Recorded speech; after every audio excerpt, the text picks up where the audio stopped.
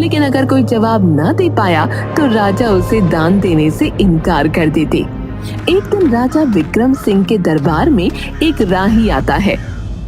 महाराज, मैं एक यात्री हूँ और काफी दूर से आया हूँ। बस मुझे एक रात गुजारने के लिए पास की धर्मशाला में रुकना है, लेकिन मेरे पैसे लुटेरों ने लूट लिए। तो क्या आप मुझे कुछ धन दे सकते हैं? अरे हाँ हाँ, क्यों नहीं भाई, बिल्कुल दे सकता हूँ, लेकिन मेरी एक शर्त है। तुम्हें मेरे एक सवाल का जवाब देना होगा। जी जी महाराज, पूछिए। तुमने कहा कि तुम एक यात्री हो, लेकिन यात्री तो सिर्फ 2 हैं। अब बताओ कौन कौन? वो आदमी बहुत देर तक सोच में डूबा रहता है। महाराज, क्षमा कीजिए, लेकिन मुझे आपके सवाल का उत्तर नहीं आता। तो क्षमा कीजिए, मैं आपकी सहायता नहीं कर पाऊंगा, क्योंकि मेरा नियम है कि जो कोई मेरे प्रश्नों का उत्तर नहीं देता, मैं उसे दान नहीं देता। लेकिन महाराज, मेरे पास रुकने के लिए कोई स्थान नहीं है। परंतु जो मेरे प्रश्नों का उत्तर नहीं देता, मैं उसे दान नहीं देता। फिर आदमी चिंता के भाव से जाने लगता है। रुकिए, मैं आपको दान नहीं दे सकता, लेकिन आप मेरे महल में एक रात के लिए आश्रय ले सकते हैं। आदमी के चेहरे पर मुस्कान आ जाती है। महाराज की जय हो, महाराज की जय हो। लेकिन महाराज, आपने जो प्रश्न पूछा उसका उत्तर तो बता दीजिए। मेरे प्रश्न का उत्तर था सूरज और चांद। उसी राज्य में किशन नाम का एक ब्राह्मण रहता था, जो कि अपने बीवी बच्चों के साथ रहता था। एक दिन ब्राह्मण बहुत परेशान बैठा हुआ था।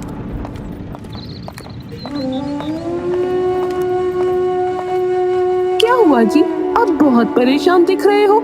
क्या करूं भाग्यवान, हमारी बेटी के ब्याह की तिथि नजदीक है, लेकिन अभी तक पैसों का बंदोबस्त नहीं हुआ है। तो परेशान ना हो तो क्या करूं?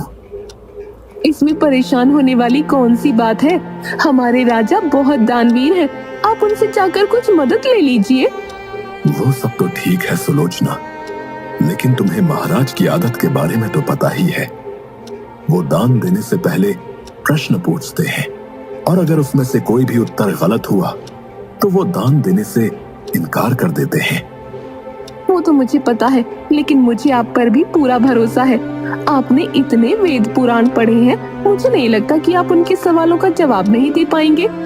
आप जाइए और उनसे कुछ मदद मांगिए। और हाँ, मैं तो कहती हूँ कि आप अजय और विजय को भी ले जाइए।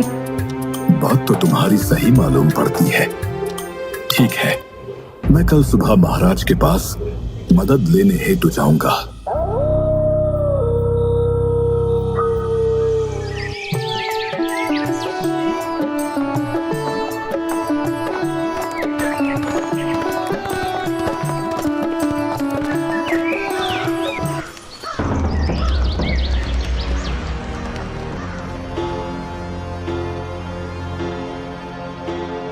महाराज, मैं आपके गांव का एक छोटा सा ब्राह्मण हूं। मुझे अपनी पुत्री के विवाह के लिए कुछ धनराशि की आवश्यकता है।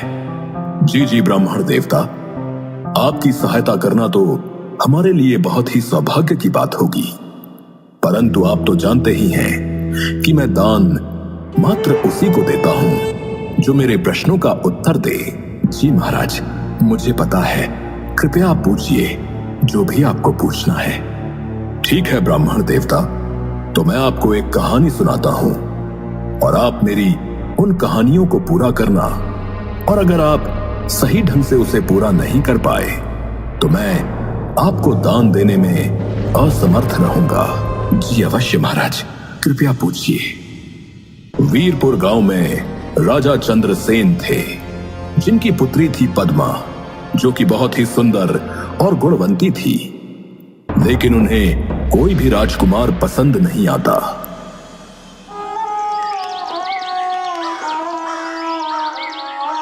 एक दिन राजा अपने कक्ष में परेशान बैठे हुए थे, तभी रानी सुभद्रा वहां आ जाती है। महाराज, आप बहुत परेशान लग रहे हैं। महारानी, अब आप ही बताइए मैं क्या करूं। राजकुमारी को कोई भी लड़का पसंद नहीं आता। अब उनकी उम्र भी हो गई है। महाराज, आप इतने परेशान ना होइए। हमारी राजकुमारी बहुत समझदार है। उन्हें पता है कि उनके लिए क्या सही है और क्या गलत। लेकिन महारानी, उन्हें राजकुमार पसंद ही नहीं आता। अब मैं अपनी पसंद के किसी राजकुमार से उनका विवाह करवा दूंगा। नहीं नहीं महाराज, ऐसा गजब मत करना। जब हमारी राजकुमारी को कोई लड़का पसंद आ जाएगा तब वो खुद ही आपको शादी के बारे में कह देंगी। और अगर आपको उनकी ज्यादा ही फिक्र हो रही है तो आप खुद उनसे बात कर लेना। ठीक है महारानी जी, मैं कल ही राजकुमारी से बात करूंगा।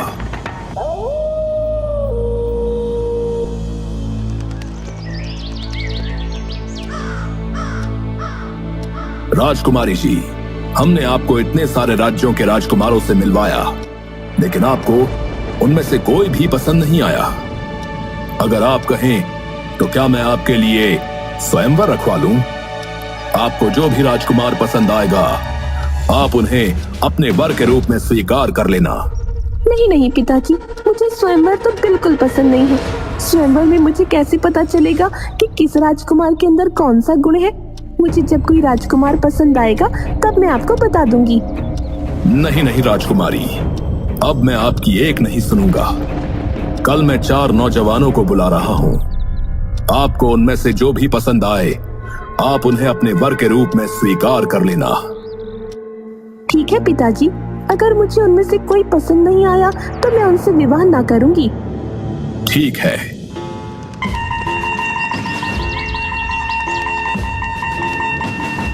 राजकुमारी, ये देखिए, ये हैं 4 राजकुमार। अच्छा, लेकिन इनमें ऐसी क्या विशेषताएं हैं जो मैं उनसे विवाह करने के लिए राजी हो जाऊं? बताइए कि आप में क्या विशेषताएं हैं। महाराज, मैं कपड़ा बेचकर जितना भी धन कमाता हूँ उसका एक हिस्सा मैं देवताओं को चढ़ाता हूँ।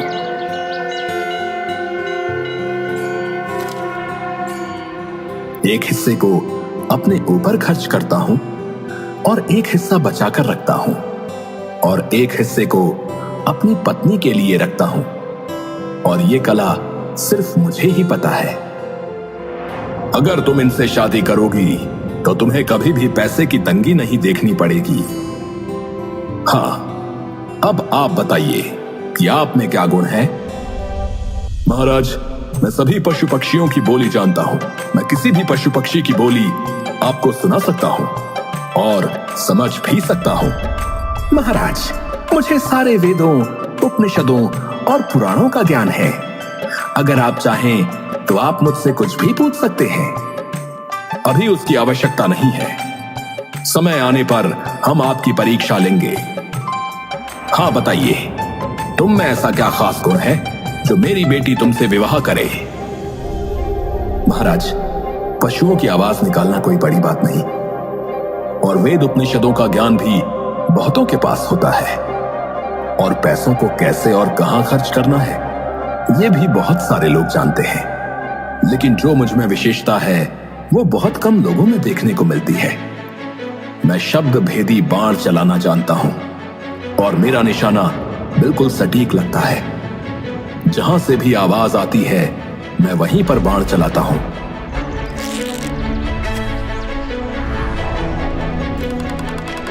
और मेरा निशाना आज तक नहीं चुका। हाँ तो राजकुमारी, बताइए, आप इन 4 में से किसे अपना वर चुनेंगी।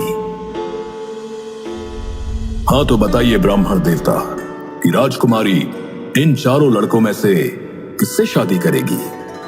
महाराज, राजकुमारी बहुत ही समझदार थी।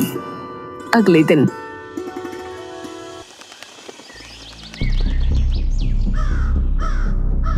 राजकुमारी, आपने कहा था कि आप आज बताएंगी कि आप इन 4 में से किसे अपना वर चुनेंगी।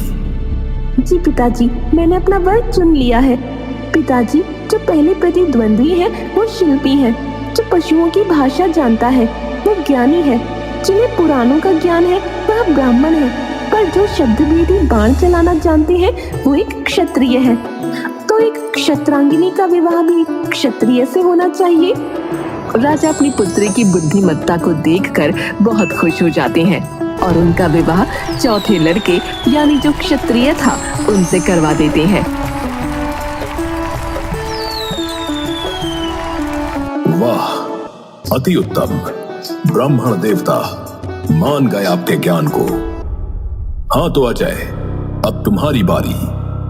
मानिकपुर गांव में रमन नाम का एक किसान अपनी बूढ़ी मां के साथ रहता था।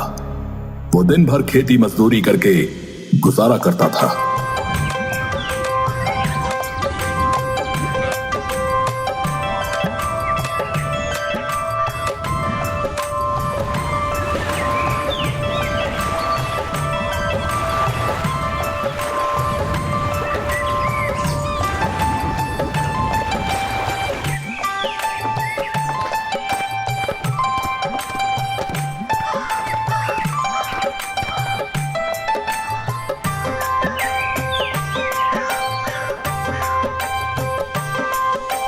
माँ, आपसे मैंने कितनी बार कहा है कि आप कुछ काम मत किया कीजिए। मैं करा लूंगा सारे काम। अरे बेटा, तू भी क्या क्या करेगा? घर संभालेगा या खेत संभालेगा? वैसे भी मैं तुझे कब से कह रही हूँ कि मुझे एक बहू ला दे, तो मैं आराम से बैठूंगी। अरे माँ, इतनी सी खेती में हमारा गुजारा होना ही इतना मुश्किल है, तो एक और का गुजारा कैसे होगा? तू तो हमेशा ही बहाने मारता रहता है। सही तो कह रहा हूँ। पर एक दिन रमन जब रात को घर आता है तो अपनी माँ को बिस्तर पर लेटे हुए देखकर हैरान हो जाता है। माँ क्या हुआ माँ? आपका पूरा शरीर आग से तप रहा है। चलिए, मैं शीघ्रता से आपको वैद्य जी के पास ले चलता हूँ।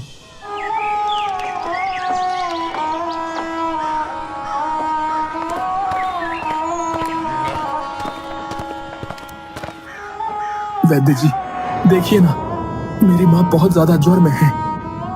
बेटा, अभी तो मैंने इन्हें औषधि दे दी है, लेकिन इनका उपचार मुझसे नहीं होगा। तुम एक काम करो, शहर जाकर किसी अच्छे से डॉक्टर को अपनी माँ को दिखाओ। ठीक है वैद्य जी, जैसा आप कहें मैं वैसा ही करूंगा। लेकिन बेटा, तुम्हें कम से कम 15-20 हजार रुपयों का इंतजाम करना पड़ेगा। मैं अपनी माँ के लिए कुछ भी कर सकता हूँ। रमन उसकी माँ को घर ले आता है। माँ को शहर में अच्छे डॉक्टर को भी दिखाना है, लेकिन पैसों का क्या करूंगा? कहाँ से लाऊंगा इतने पैसे? बेटा, तुझे मेरी फिक्र करने की जरूरत नहीं है। अब मैं बूढ़ी हो चुकी हूँ। मेरी जितनी उम्र थी मैं जी चुकी हूँ। ऐसा मत बोलो माँ। मैं अभी सेठ दयाराम से कुछ पैसे उधार लेकर आता हूँ, उन्हें बाद में चुका दूंगा। वैसे भी वो पिताजी के बहुत अच्छे मित्र थे। हो ना हो, वो हमारी सहायता अवश्य करेंगे। लेकिन बेटा, पूरा गांव जानता है कि वो कितने कंजूस और लालची हैं। उनसे पैसा निकलवाना बहुत टेढ़ी खीर रहेगी। माँ, मेरे लिए इस पूरे संसार में आपसे बढ़कर और कोई नहीं, और इस वक्त उनके अलावा मेरी सहायता और कोई भी नहीं कर सकता। इसलिए मैं जा रहा हूँ। रमन जल्दी से सेठ दयाराम के पास पहुंच जाता है। सेठ जी, मुझे 20,000 रुपए की आवश्यकता थी। मेरी माँ बहुत बीमार है और वैद्य जी ने कहा है कि उन्हें शहर में किसी अच्छे डॉक्टर को दिखाने की आवश्यकता है। क्या क्या क्या? 20,000 रुपए? कसम चिल्लर की, मैंने इतने रुपए तो एक साथ खुद भी खर्च ना किए होंगे, और तू एक मामूली सा छोरा है। मैं तुझे इतने सारे पैसे क्यों दूंगा? सेठ जी, मैं आपके हाथ जोड़ता हूँ। अभी मुझे पैसों की बहुत आवश्यकता है, और आपके अलावा पूरे गांव में मेरी सहायता और कोई भी नहीं कर सकता सेठ जी। अरे, तो तू मुझे कंगाल करने पर ही तुला है। अरे, मैंने तुझे कह तो दिया, अब जा यहाँ से। लेकिन सेठ जी, आप मेरे पिताजी के बहुत अच्छे मित्र थे, इस नाते तो मेरी सहायता कीजिए। अच्छा ठीक है, मैं कर दूंगा मदद, लेकिन मेरी भी एक शर्त है। मैं तुम्हें पैसे तभी दूंगा जब तुम मुझे एक कागज में आग और दूसरे में हवा ला कर दोगे। अगर तुमने मुझे वो ला दी तो मैं तुम्हें पैसे दे दूंगा, पर अगर तुम ना ला पाए तो फिर मुझसे मदद लेना भूल जाना भाई। ठीक ठीक ठीक है सेठ जी। रमन दौड़ता हुआ अपने घर जाता है। क्या हुआ बेटा, क्या कहा सेठ जी ने? मना ही किया होगा, मुझे पता ही था कि वो सेठ एक नंबर का कंजूस है। नहीं नहीं माँ, सेठ जी ने पैसे देने के लिए हाँ कर दी है, परंतु उनकी एक शर्त है। शर्त? मुझे तो पता ही था कि वो सेठ बहुत चालाक है। वो हर मुमकिन कोशिश करेगा पैसे देने से बचने की। वैसे क्या शर्त रखी है उस सेठ ने? माँ, उन्होंने कहा है कि मुझे वो पैसे तभी देंगे जब मैं एक कागज में हवा और दूसरे कागज में आग लेकर जाऊंगा। उस समय तो मैंने हाँ कर दी, लेकिन अब मेरी समझ में ये नहीं आ रहा है कि मैं उन्हें कागज में हवा और आग कैसे दूं। अरे तो मैं तुझे बताती हूँ। हाँ तो अजय, अब तुम मुझे बताओ कि रमन एक कागज में हवा और दूसरे कागज में आग कैसे लेकर जाएगा। अभी बताता हूँ महाराज। यशोदा एक कागज का पंखा बनाती है और रमन को दे देती है। जब तू इस कागज को हिलाएगा तो तुझे हवा मिलेगी। हवा तो ठीक है, लेकिन मैं कागज में आग कैसे लेकर जाऊंगा? अगर इस कागज में आग रखी तो ये तो पूरा ही जल जाएगा। रुक जा, उसका भी इलाज है मेरे पास। फिर यशोदा जल्दी से कागज का कंडील बनाकर रमन को दे देती है। ये ले रमन, इस कंडील में तू आग भर कर ले जा सकता है। रमन बहुत ही खुश होकर दयाराम के पास पहुंच जाता है। अरे तुम अभी तो गए थे और इतनी जल्दी वापस कैसे आ गए? अरे सेठ जी, आपको आपका उपहार देने के लिए आया हूँ। ये लीजिए, इस कागज में बहुत ही ठंडी ठंडी हवा भरी हुई है और इस कागज के कंडील में आप आग जला सकते हैं।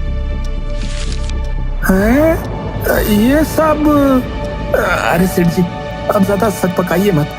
आपको आपका उपहार मिल गया तो कम से कम अब तो मुझे 20,000 रुपए की उधारी मिल सकती है ना। जितनी जल्दी हो सकेगा मैं लौटा दूंगा। सेठ को रमन को पैसे देने पड़ते हैं। धन्यवाद सेठ जी।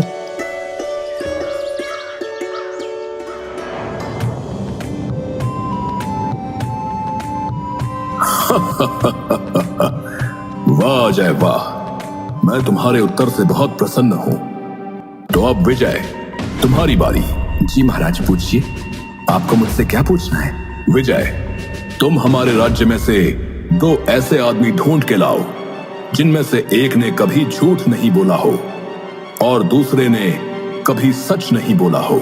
ठीक है महाराज, आप मुझे आज शाम तक का समय दीजिए, मैं ऐसे आदमी को ढूंढ कर ले आऊंगा। ठीक है।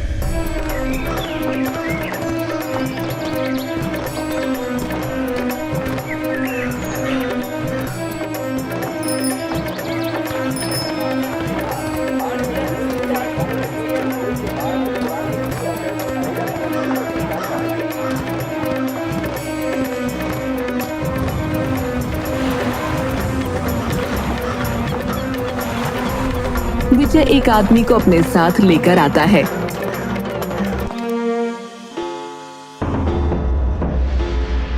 अरे विजय, मैंने तुम्हें 2 आदमियों को ढूंढ कर लाने के लिए कहा था, लेकिन तुम तो बस एक आदमी को लेकर आए हो। महाराज, इस एक ही आदमी के अंदर दोनों गुण हैं। इसने ना कभी झूठ बोला, ना कभी सच बोला। पर वो कैसे? क्योंकि महाराज, ये आदमी बोल ही नहीं सकता। क्या? वाह विजय वाह, ब्राह्मण देवता, हम आपके और आपके दोनों बेटों के जवाब से बहुत प्रसन्न हैं। इसलिए मैं आपकी बेटी की शादी अपनी तरफ से करवाना चाहता हूँ। दोनों बेटे बहुत खुश हो जाते हैं। क्या? जय हो राजा विक्रम सिंह जी की जय हो, राजा विक्रम सिंह जी की जय हो, राजा विक्रम सिंह जी की जय हो।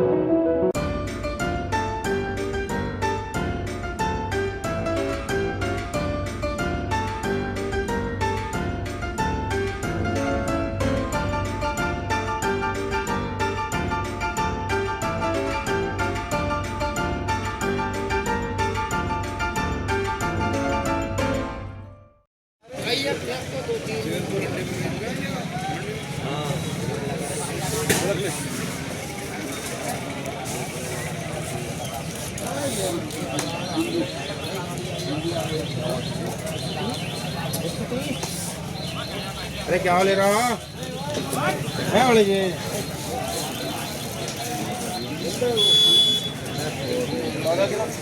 सैन क्रेडे वाली सैन अच्छा सैन क्रेडे वाली